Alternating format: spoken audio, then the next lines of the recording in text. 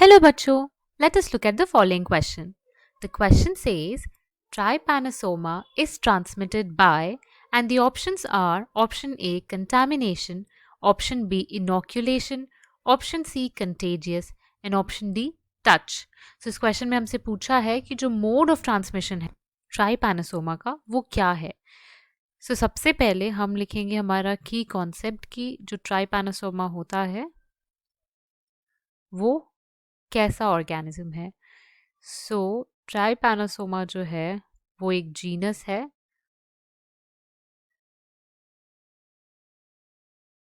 Parasitic protozoa का. सो हम लिखेंगे पैरासिटिक पैरासिटिक प्रोटोजोआ का.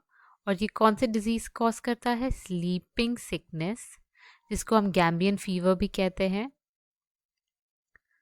और ये जो डिजीज है वो सब सहारन अफ्रीका में रिस्ट्रिक्टेड है क्योंकि इसका जो वेक्टर है वो उसी जगह पाया जाता है. सो हमसे पूछा है कि ये ट्रांसमिट कैसे होता है, इसका मोड ऑफ ट्रांसमिशन क्या है. तो इसका मोड ऑफ ट्रांसमिशन अगर देखें हम, तो जो ट्राइपैनोसोमा है वो वेक्टर से ट्रांसफ़र होता है, एक वेक्टर के थ्रू ट्रांसफ़र होता है. और वो जो वेक्टर है वो क्या है? स्लीपिंग सिकनेस का वेक्टर है सेट्सी फ्लाई, जिसका अगर साइंटिफिक नाम देखें तो ग्लोसिना होता है. ग्लोसिना इसका जीनस नेम है और स्पीशीज़ हो सकती हैं अलग अलग. और ये जो सेट्सी फ्लाई है ये आपको कुछ स्पेसिफिक रीजन्स में ही देखने को मिलेगा, जैसे कि सब सहारन अफ्रीका में.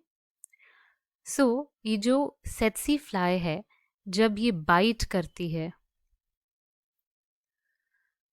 मेमेलियन होस्ट, जिसके एग्जाम्पल्स क्या हो जाएंगे, उसमें ह्यूमंस भी आएंगे, उसमें अंग्युलेट्स भी आएंगे, एंड इसमें कुछ कैटल स्पीशीज भी आ जाएंगी. और इसमें आपको ये देखने को मिलेगा कि सब सहारन अफ्रीका की जो वाइल्ड स्पीशीज़ है वो ये जो ट्राइपैनोसोमा है उससे इफ़ेक्ट नहीं होती. ट्राइपैनोसोमा इन्फेक्ट तो कर सकता है लेकिन उनमें हार्मफुल इफ़ेक्ट नहीं होता है क्योंकि वो वहाँ की एंडेमिक स्पीशीज़ होती हैं. और जो सेट्सी फ्लाई है उनके ऊपर डिपेंडेंट होता है अपनी लाइफ साइकिल कंप्लीट करने के लिए. अगर ये वेक्टर के थ्रू ट्रांसमिट हो रही है, इसका मतलब कि ये जो डिजीज़ है वो कंटेजियस है, एक आदमी से दूसरे आदमी से ट्रांसफ़र हो सकती है.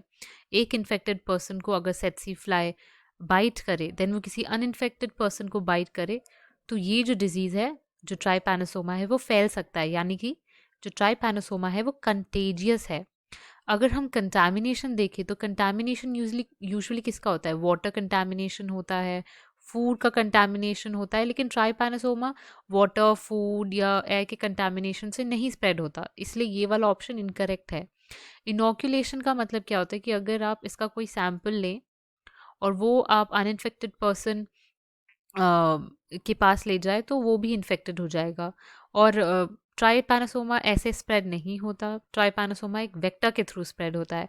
और ट्राइपैनोसोमा टच के थ्रू तो बिल्कुल भी स्प्रेड नहीं होता. जो स्लीपिंग सिकनेस है वो टच के थ्रू स्प्रेड नहीं होती. जब तक आपको इन्फेक्टेड सेट्सी फ्लाई बाइट नहीं करती तब तक आपको स्लीपिंग सिकनेस नहीं होगी.